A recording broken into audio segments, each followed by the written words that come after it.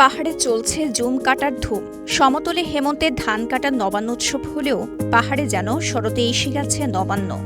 পার্বত্য জেলা খাগড়াছড়ি সবুজ পাহাড় জুড়ে এখন চলছে সোনালী ধান কাটার উৎসব। এখানকার পাহাড়ি ঢাল জুড়ে ঝলমল করছে সোনালী রঙের ধান।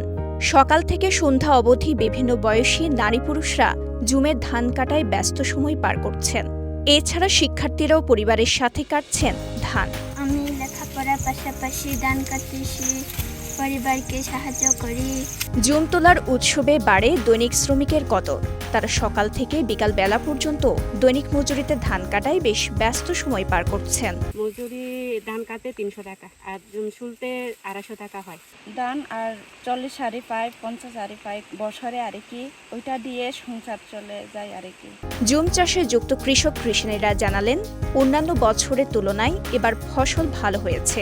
এবারে ফসল দিয়ে তাদের পরিবারের 3 থেকে 4 মাসের খাবার জোগাড় হবে। পাহাড়ি জনগোষ্ঠীর সংস্কৃতি ও ঐতিহ্যের বড় একটি অংশ দখল করে আছে জুম চাষ এবং জুমের ফসল ঘরে তোলা। এটিকে কেন্দ্র করে এই সময়টাই পাহাড়ে বয়ে যায় এক ধরনের আনন্দ উৎসব।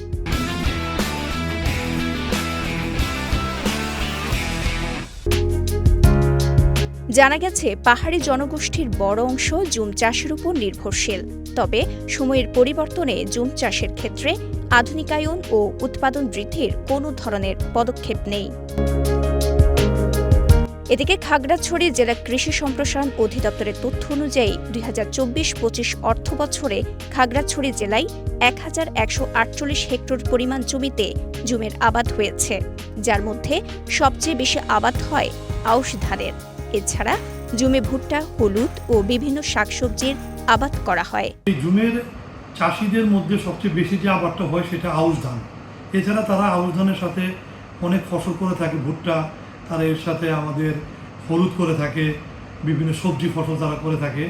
বৈচিত্র্যের পাহাড়ে যেদিকে চোখ যায় সেদিকেই চোখে পড়ে জুমের সোনালী রং। আর এই রং মিশে একাকার পুরো পাহাড়ি জনগোষ্ঠীর সর্বত্র।